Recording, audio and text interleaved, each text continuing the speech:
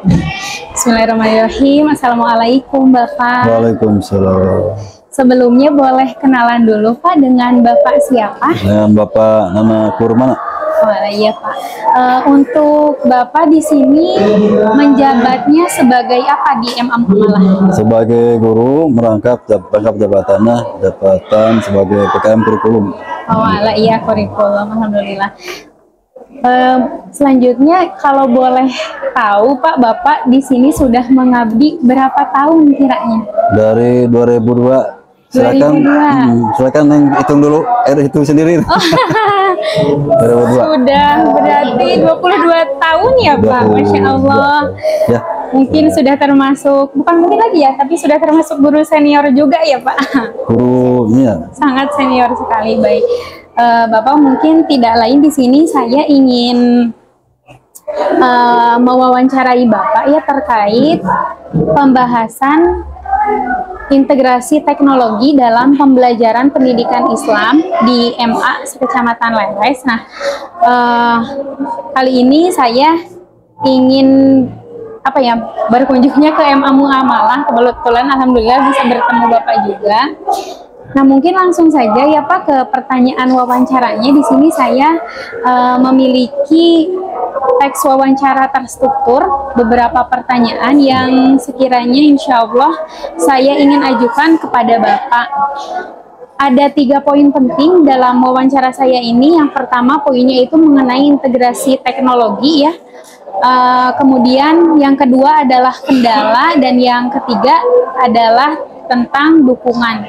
Untuk poin integrasi teknologi, yang pertama saya ingin menanyakan kiranya jenis teknologi apa yang biasanya Bapak gunakan dalam menyampaikan materi PAI? Dalam menjalankan materi PAI biasanya menggunakan laptop dibantu dengan InFocus. Programnya program Office-nya yang dipakai itu PowerPoint biasanya. PowerPoint. Untuk memudahkan pembelajaran praktik biasanya pakai penayangan video atau dengan langsung memberikan peragaan.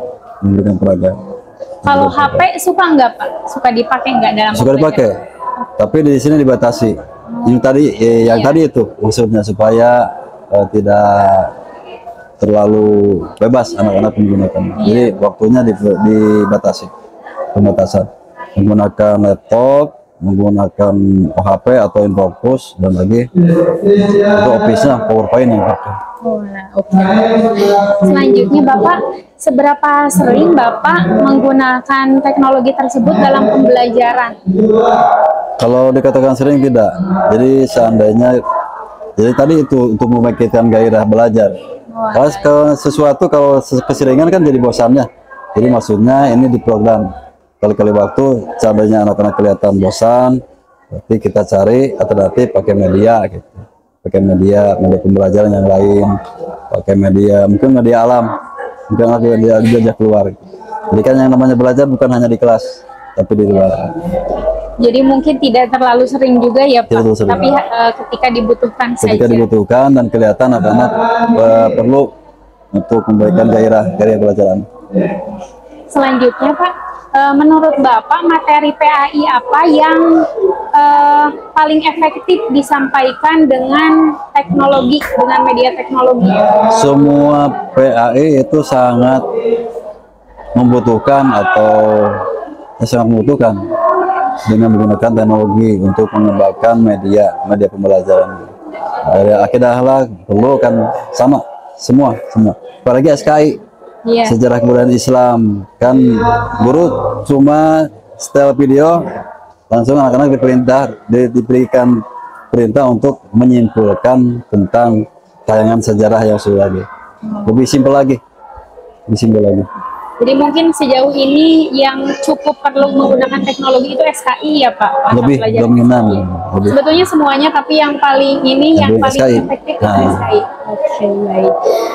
Selanjutnya Bapak, apakah ada ketika pembelajaran PAI itu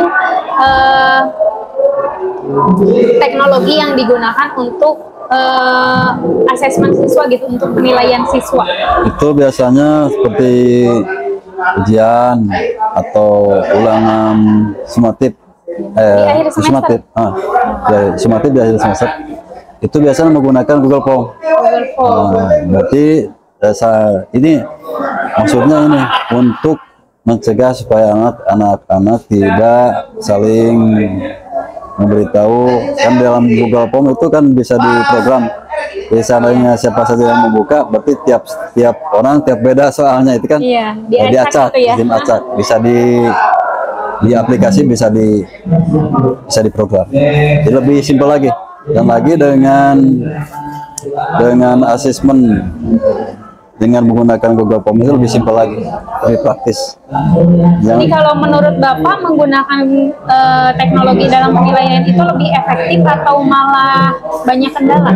Lebih efektif, tapi menimbulkan kemalasan. Iya. Merasa diwakili. Kemalasan bagi siapa tuh, Pak? Kemalasan bagi guru. Bagi guru. Guru siswa juga atau guru saja? Bagi siswa enggak. Kan sama, paling beban jadi berpindah. Biasanya beban dari sekolah untuk kertas, jadi untuk kuota. Dan lagi untuk guru biasanya malasnya kan itu menghitung dengan jalan menilai itu kan dengan Google Form diwakili, bisa terprogram. Hari itu anak-anak mengisi bisa langsung misalnya pelaporan, kan ada di Google Form pelaporan untuk hasil anak-anak. Itu jadi timbul kemalasan biasanya, harusnya jadi lebih ini lagi. Tapi kalau untuk dari sudut pandang siswa sendiri nih apakah itu menimbulkan justru kecurangan bagi siswa atau tidak? Kadang kan beberapa siswa juga menggunakan HP itu kadang ada yang dipakai searching juga. Nah itu gimana Pak? Ya mencari jawaban di Google. Mungkin itu ada pengawasan. Oh iya. Ada pengawasan. Oh dari sistem mungkin ya diatur bisa. Diatur bisa. Di pengawasan. Ada pengawasan lagi, guru yang mengawasi di dalam. Oh di. Jadi kan barcode-nya, ya. Barcode-nya tiap hari ya, barcode tiap ganti. Barcode ke depan satu-satu.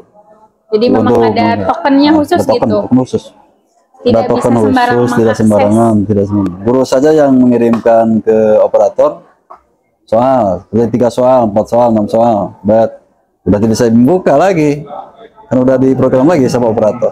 Iya. Kalau yang menaikkan soalnya itu siapa ya Pak? Apakah setiap guru atau operator saja? Oh, untuk menaikkannya itu untuk sekarang ini operator bagiannya. Tapi nanti berkelanjutan guru-guru sudah tidak gaptek lagi, mungkin nanti masing-masing masuk. Tapi untuk sekarang mah dikumpulkan dalam satu jadi operator lagi. Jadi guru tidak bisa lagi membuka. Jawabannya langsung ada di operator nanti. Itu mungkinnya apa pertanyaan terkait integrasi teknologi. Selanjutnya kita akan ke tema yang selanjutnya, yaitu tentang kendalanya ya. Nah, adapun pertanyaan pertama yaitu menurut Bapak kendala apa yang biasa Bapak jumpai ketika Bapak menggunakan teknologi dalam pembelajaran PAI? Yang jadi hubungannya dengan teknologinya, penggunaan biasanya yang pertama kendala software. Ya software ya Pak. Atau softwarenya seperti kadang-kadang bisa error, atau hardwarenya mungkin kabelnya tidak terputus, tidak tersambung, perbaikan tentang hardware. Mungkin softwarenya, aplikasinya, biasanya itu, atau kuota atau listrik. Oh, iya. Jadi dengan adanya pakai teknologi, masalah seperti masalahnya seperti apa? Masalah seperti permudah, tapi tantangannya sebenarnya lebih banyak. Iya. Kuota listrik, softwarenya, hardwarenya mungkin. Iya, Pak. Karena kita cuma brainware saja ya, cuma menggunakan saja. Orang kita saja yang menggunakan aplikasi sangat ribet, gitu. Apalagi yang membuat aplikasinya gitu. Itu paling. Baik. Tantangannya lebih banyak lagi sebenarnya. Kuota. Kalau dulu paling kertas dengan pulpen, kertas dengan pensilnya salah, gagal, bukan 2B, error kan gitu. Kalau sekarang lain lagi. Baik. Lebih banyak lagi. Selanjutnya Pak, apakah menurut Bapak sarana prasarana teknologi di sekolah ini sudah memadai atau belum? Kalau dari periode sekarang 2004 ke belakang, istilahnya seadanya, dalam artian tidak maksimal. Tapi kalau sekarang, insya Allah dari 2004 sekarang sudah mulai pembangunan BLK, Balai Latihan Kerja dari komunitas tujuan. Sudah hampir 100%, baru 75%, dan nanti mungkin BLK itu digunakan, yang akan difokuskan untuk anak-anak dulu, tapi nanti bisa dibuka untuk umum. Sudah dibangun BLK yang kurang lebih sesuai dengan juklak yang pemerintah, maksimal 10 meter kali 12 meter sudah didirikan. Kalau untuk komputer sendiri di sini ada setiap setiap guru punya bagiannya atau hanya operator saja? Kalau guru mau buat sendiri, laptop masing-masing. Kalau untuk sekolah cukup lah, cukup memadai. Kemudian kan kemarin ada bantuan 8 paket sudah masuk sudah dipakai. Dan lagi sekarang mau turun kan satu gedung berarti. Satu gedung, termasuk gedungnya kita tinggal penyediaan lahan udah beres, sampai beres. Jadi mungkin nanti bisa ada undangan ke Siliwangi, kalau yang mau pelatihan di sini boleh, waktunya jam berapa ya bisa. Insya Allah ya Pak. Kalau Infokus sendiri di sini bagaimana ya Pak? Infokus dipergunakan, tapi belum tiap kelas. Ya, kalau totalnya di sini ada berapa, setiap kelas ada atau hanya satu saja? Oh, satu. Tapi memang suka digunakan sekali ewang gitu mungkin ya Pak? Baik. Bergantian. Iya, bergantian maksud saya, maaf. Bergantian. Selanjutnya, menurut Bapak, apakah keterbatasan teknologi yang adanya, Infokus seadanya, kemudian laptop juga seadanya, apakah menurut Bapak itu merupakan hal yang mempengaruhi dalam proses pembelajaran PAI atau tidak? Sangat berpengaruh, tapi kita bisa tangani. Contoh, kan kalau kita sedang mengadakan sumatif, ya di akhir semester, berarti kita harus lengkap. Tapi itu yang bisa diupayakan. Bayangkan apa? Anak-anak harus dengan HP. HP lebih praktis lagi. Kalau guru-guru di sini sedang sibuk membuat soal, kan guru-guru bisa bawa. Jadi penanganannya dari guru, kerjasama dengan guru. Biasanya tidak ada masalah. Kalau mungkin keterbatasan sepertinya hanya berapa presis saja komputer, kan anak-anak bisa disaksikan. Nah, tapi waktunya bisa lebih lagi sampai sore. Itu bisa ditangani kendalanya seperti itu. Bisa diupayakan. Selanjutnya kita masuk ke topik selanjutnya lagi, yaitu mengenai dukungannya nih, faktor dukungan dari pengembangan teknologi ini. Kalau menurut Bapak sendiri, apakah perlu diadakan pelatihan teknologi untuk guru-guru di sini atau tidak?